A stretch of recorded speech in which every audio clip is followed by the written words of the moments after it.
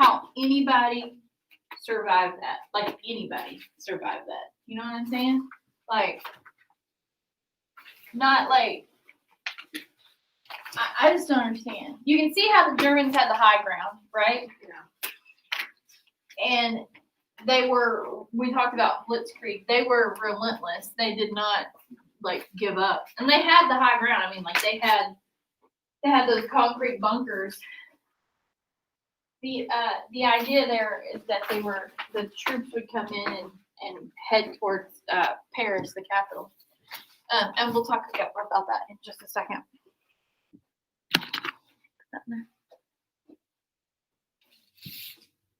I know it's not a pleasant way to start the day, but it's important. And the only I don't show it because I think it's fun or interesting. I mean, it's just really important. We didn't have, also, you gotta think about it, we didn't have the word, like, PTSD. Like, we didn't know what that was back then. I don't know what that is. Well, I mean, like, we have a better idea of it now, you know? But, like, they would call it shell shock. And then, you know, those guys, when they got back home, they were just expected to go back to work and live their lives and do their thing. And so, you know, you have people who live with those kind of things. My great grandfather fought in World War II, and he never talked about any of that stuff until he was much, much older. Before he passed away. Did he talk to you about it? No, he didn't talk to me about it. But you know, just living with that kind of, those kinds of, like, burdens, I can't imagine. All right, let's go over the people, the important people in the war. Remember, Franklin Roosevelt is the president during this time. He got elected 4 times. Only president to ever be elected 4 times. He dies at the very start of his 4th term, so he doesn't serve it, but he got elected. So he died in office. Dwight Eisenhower is the supreme commander of the Allied forces in Europe, and he plans and directs the D-Day invasion. Remember me talking to you about how we fought on 2 fronts? We fought in Europe against the Nazis, but we also fought in the Pacific against the Japanese. So, you know, you do things very differently in those 2 places. Like, if you're fighting on land, that's different than if you're fighting from a boat. You know what I mean? So it's different. He also will later become president after Truman. Douglas MacArthur was the commander of the Allied forces in the Pacific. So on the Pacific side of fighting, we had Army guys and we had Navy guys, and he was the Army guy. So he's more of the land. He also is in charge of Tokyo when it surrenders and stuff like that. Chester Nimitz is the Navy guy in the Pacific. So he's the guy that's, like, Battle of Midway and all of those things. He's also from Texas. Harry Truman becomes president after Franklin Roosevelt passes away, and he ultimately makes the decision to drop the atomic bombs on Japan. And then the Medal of Honor winner for World War II that we have to know for the test is Vernon Baker.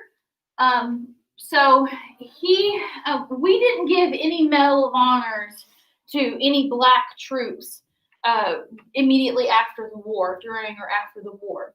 It was 50 years later that he gets a call about, you know, all that, and they decide that, Receiving it? That he was receiving it. So it was 50 years later that he finally gets the call that says, hey, like, we've decided that we probably should honor these black soldiers because they were pretty amazing. And he is the only African American to receive the Medal of Honor that was still living when he received it, from World War II anyway, that he was still living. All the other guys that had got the Medal of Honor had already passed away. So he actually got to go and receive it from President Clinton. But the other soldiers that were awarded it were black soldiers that were awarded it were not alive. They were already dead. So, Flying Tigers were American pilots who volunteered to serve in the Chinese Air Force before we even entered the war. So this was early in the war. We went over there, and then they fought against the Japanese in China, and then they went to Pearl Harbor. And then the Navajo code talkers, we used the Navajo language as a code, especially in the Pacific fighting the Japanese. It was never broken. There's a great movie about that called Wind Talkers. There's just like a couple of, like the Battle of Midway is a good movie, or Midway. There's a lot of them that are really good. There was the 442nd Regiment. There was a unit of Japanese Americans that did fight, but they didn't fight in the Pacific. They fought in Europe. So, and then the Tuskegee Airmen. So, all black fighter pilot group. They're actually more escorts, right? They weren't really in the beginning. They weren't really fighter pilots. They're just kind of like, how do I say this? It's almost like they're like shields for the other pilots. You know what I mean? Like we'll use these guys to get us into where we need to be. But it turns out that they proved superior or equal to the white pilots, and so like they earned a lot of respect and stuff. There's also another great movie, Red Tails. There's also the Tuskegee Airmen. There's a couple of movies about them that are really good. Women were not allowed to be in war yet. No, women didn't fight. They had like they were in the military for the first time, but they were secretaries and nurses and things like that. There were some pilots, but they didn't fight. They didn't go overseas. There were like British women who were more closer to the action, and so closer to all that. But as far as U.S. women, no. These are the Sullivan brothers. There were actually, I think, 2 more brothers besides these, but these 5 brothers all signed up and enlisted in the Navy, and they wanted to serve together, and so they did on the USS Juno on a big boat, and they all died the same day, the Battle of Guadalcanal. So then I think the 2 other brothers also passed away too in the war at some point. It was a big family, and most of the kids died in the war. So they realized that like all the brothers died together, so they made it a rule that like siblings couldn't serve together. Could not. Still can't. No, I don't think, not in like combat, not like that. They also made it where like the whole premise of Saving Private Ryan in the movie is that there were like 3 or 4 brothers and 3 of them died, and there was 1 brother left. And so they go to find him so that they can send him back home so that the parents don't lose all of their kids to war. That's the premise of the movie. And so this happened with them, and so they made those rules where, the siblings don't serve together, and they don't, if there's like 1 left, they go get them and send them back home so that, you think about family lines and family names and how if all the men are killed in the family name doesn't carry on. There's no kids, so they did that. So, like I said, we were fighting on 2 fronts. In Europe, we were fighting mostly on land, and in the Pacific, we were fighting on land and on water, mostly on water. So you have different strategies when you're doing that kind of thing. Also, we didn't have home field advantage at all. We maybe in the Pacific a little bit, like around Hawaii, but like when you get closer to Japan and the Philippines and stuff like that, we didn't know that territory. It's like, have you ever seen Forrest Gump where he goes to Vietnam? He's like, one day it started raining and it never stopped. I just watched that. Like that's not something we were used to. So you've got troops who are, basically in the tropics trying to fight. And, Europe was a little bit better because at least we had allies over there who were fighting with us, but we still didn't know the territory. Like, that wasn't our land. We didn't know that stuff. So, you're just fighting in this foreign land. Battle of Midway was a turning point, one of the major battles for us in the Pacific, and then also at Guadalcanal. In 1942, the Bataan Death March took place. So remember, we controlled the Philippines at this time. The Philippines were a part of the United States. I think it was a territory or protectorate or something like that. And the Japanese took over and captured a whole bunch of American and Filipino troops and forced them to march 60 miles through the jungle from point A to point B, basically trying to just kill them along the way. And so not good.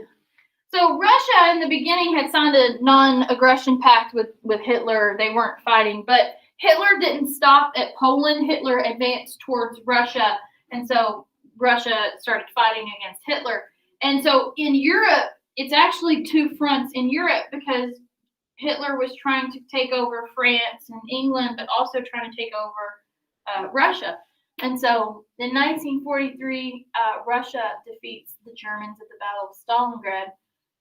Russia's big. You don't want to capture Russia, man. That's too big. As far as Italy is concerned, we don't talk a whole lot about Italy. They're kind of like the low man on the totem pole. We captured the island of Sicily, which is the little island off the boot. That's the boot right there.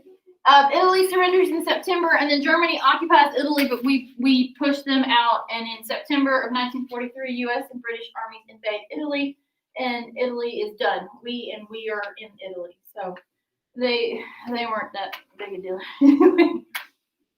And then in 1944, D-Day, we invade Normandy, France. So here is the white is the water, right? So here is London, and then Paris is like right here. Over here. And so they take over. There were British soldiers, there were Canadian soldiers, and there were American soldiers who landed on the beaches. There were supposed to be about 30 tanks that got to the beaches with them, but 27 of them sank. So you think about tanks and how, it would provide protection for soldiers either by getting in the tanks or by getting behind the tanks, right? And so it was supposed to create this wall so that they could, get up to where the Germans were and defeat them. But they didn't have that. They were out in the open, just completely, and so they had these. The fact that there are people who go with the troops and take pictures, you're not armed with anything except a camera. That's insane to me. The fact that we even have these pictures. But yeah, they were eventually able to get troops into certain areas. That Omaha Beach, they had it rough. But yeah, it was terrible. There were so many Allied soldiers that were killed. They have military cemeteries there.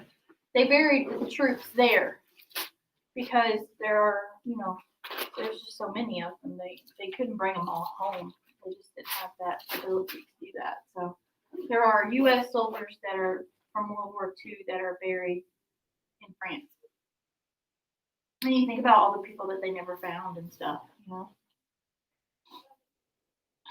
I'm always amazed by the fact that anybody survived that. It just seems so crazy. In 1943, Roosevelt and Churchill met in Casablanca, which is in northern Africa. They said that Germany and Japan have to unconditionally surrender, which is like they surrender and they get no say in what goes on.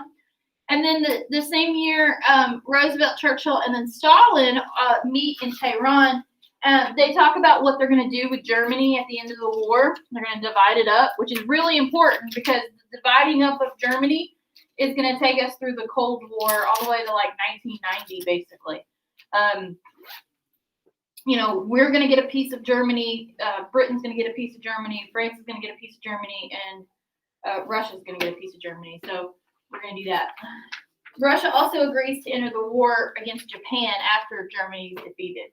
And then in 1945, they meet again, and they talk again about what they're going to do. They're going to talk about the territory that they're going to regain and how they're going to have free elections in those countries that had been occupied by the Nazis and things like that. And then 1945, April 12th, Roosevelt dies. He's in Georgia. He's sitting for a portrait. Somebody's like painting his portrait, and he gets this massive headache, and within a few hours, he is dead. And Truman takes over. He had only been vice president for 82 days. That's like, all right, time to step up. He oversees the last months of the war, and he's the guy who authorizes the use of the atomic bomb. So, when did Cold War happen? Did it happen right after. It's like we went from World War II to Cold War. Like the Cold War was just like, why did they cleaning it up after? Why did they just call it World War III? Because the Cold War, we actually didn't fight a war. Yeah, it wasn't like fighting. That's why it's called the Cold War. We weren't fighting. It was like the verge of fighting all the time. Like, it was basically like, are they going to drop a nuke on us? Are we going to drop a nuke on them? Like, it's really crazy. Harry Truman becomes president, has his own issues to deal with as far as like the economy and stuff like that. But we'll talk more about his domestic issues and stuff when we get to the Cold War section. In 1945, the last conference of the big three countries, Stalin is the only one that's still left because Churchill was gone too. And they just basically announced their plans. That Germany had already surrendered at that point, and so they're dividing up Germany, and then they're telling Japan, if you don't surrender, then we're going to take you out. So as the Allied soldiers were going further into Germany, they, because they had to get through and push the Nazis back, they started liberating the concentration camps. The concentration camps were not like widely advertised, like this is what Germany's doing, these are what the Nazis are doing. And so when the troops got there, they were like, can you imagine walking up to a concentration camp? You had no idea this was going on. And it's like, good God, look at these people, We actually made a mistake when we came upon these camps. If you see somebody starving like that, right? You want to help them. You want to give them food, right? You see somebody starving, it's like, here's some food. And what we did is actually we were feeding the Jews, and they were dying. And what happens is when your body is at the brink of starvation like that, it starts to shut down. And you have to reintroduce food very slowly. If you've been without food for, a month and your body is just like eating itself to survive, and then you try to eat a Big Mac, you can throw your body into a shock and it can kill you. Your heart's not strong enough, all of these things. So we had to introduce food back to the Jews very slowly.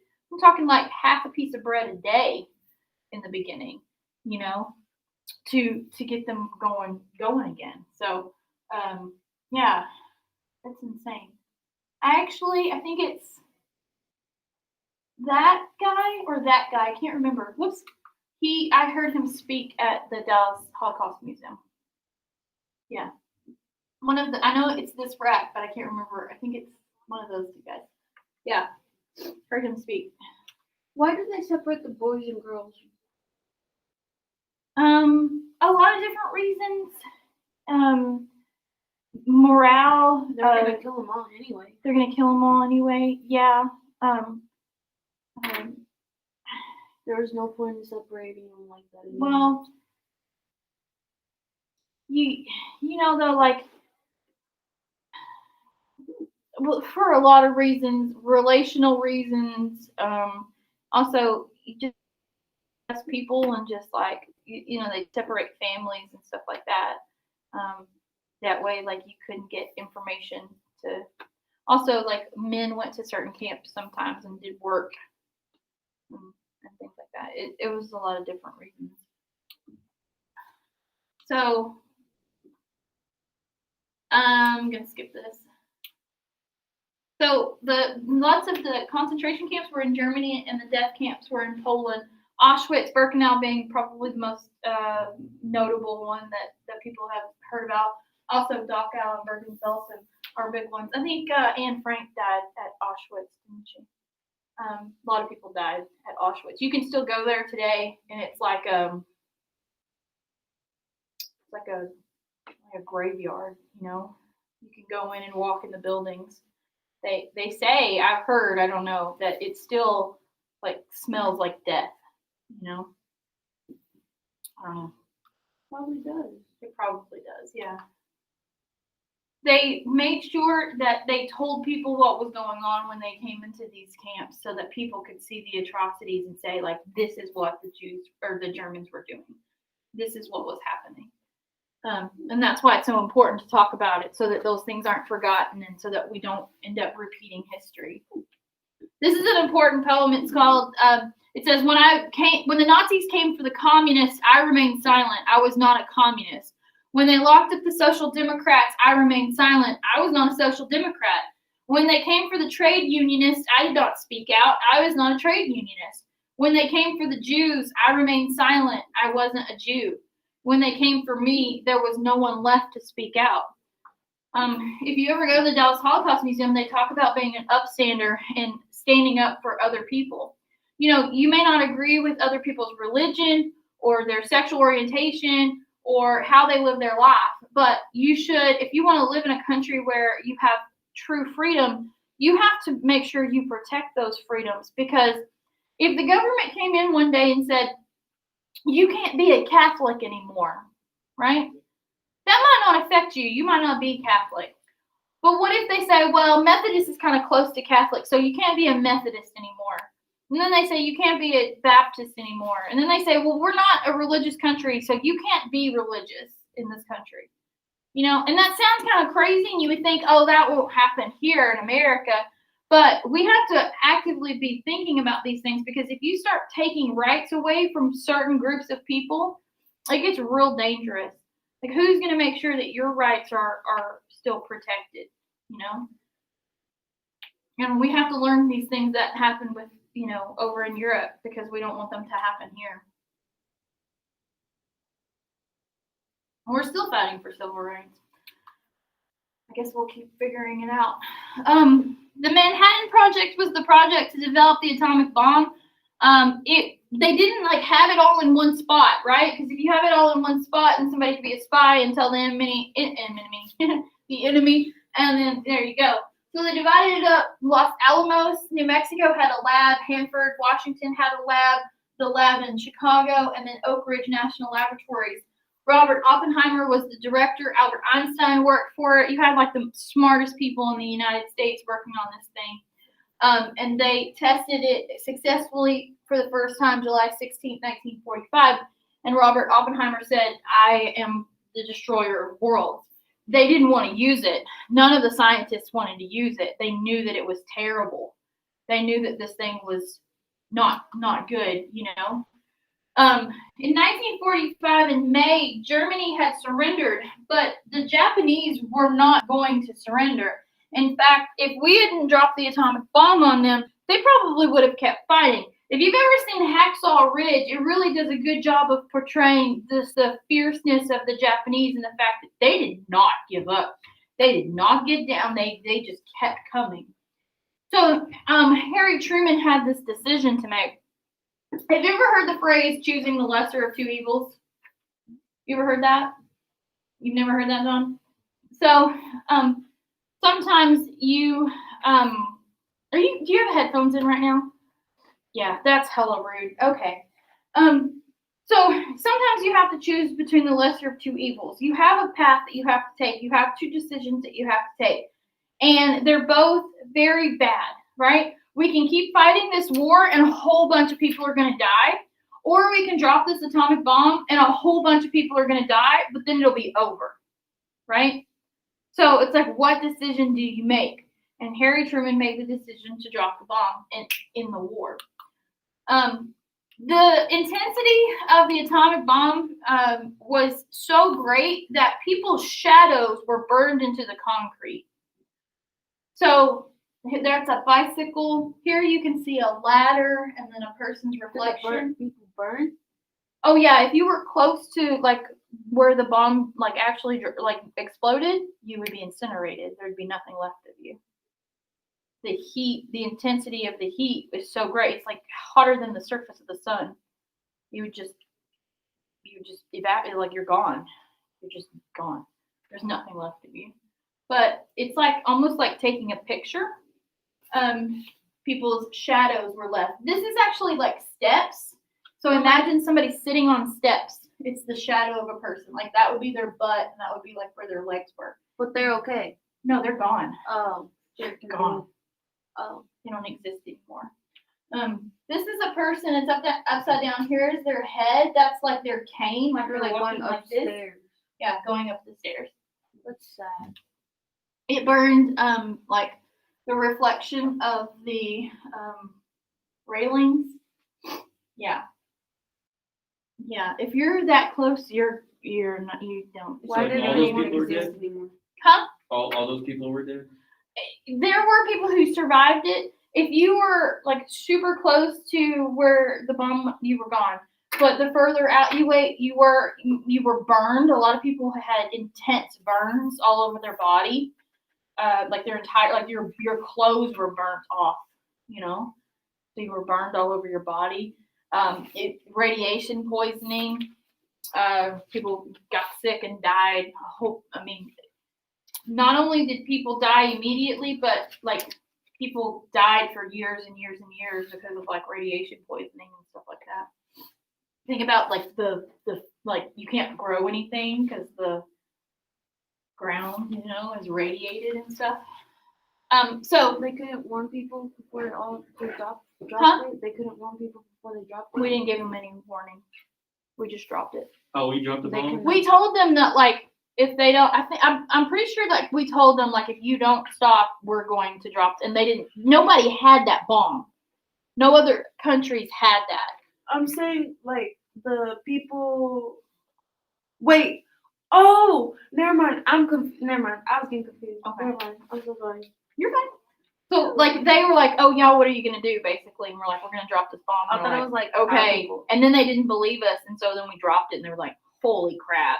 Because nobody had ever used a bomb like that in war, and it was so deadly and so terrible. It was like, and then they still didn't surrender, and so we dropped the second one, and then they're like, no, we can't do this. We didn't even hit their biggest city. If we'd hit Tokyo, That's what Japan hates as but well. understand, they dropped this bomb not on soldiers. They dropped it on their people. That's what I'm saying. Oh, that's okay. Why'd they do that? Those people. We had dropped nothing- it on them. That's why. Yeah. They had nothing to do. It's Yeah, it's the people. It's the government. No. It's the It's the soldiers. yeah. Yeah. Then why? It's war. It's Why is she holding- war doesn't make sense, it's war. Victory in Europe Day is May 6th. So Victory in Japan Day was September 2nd. That's when they surrendered. And then, you got to clean up the mess of all that. The Nuremberg trials happened in Europe after, and that's when the Nazis went to, if you were high up in the Nazis, you went to war. And they also did the same thing in Tokyo. All right, that's it. Bye. Have a good day.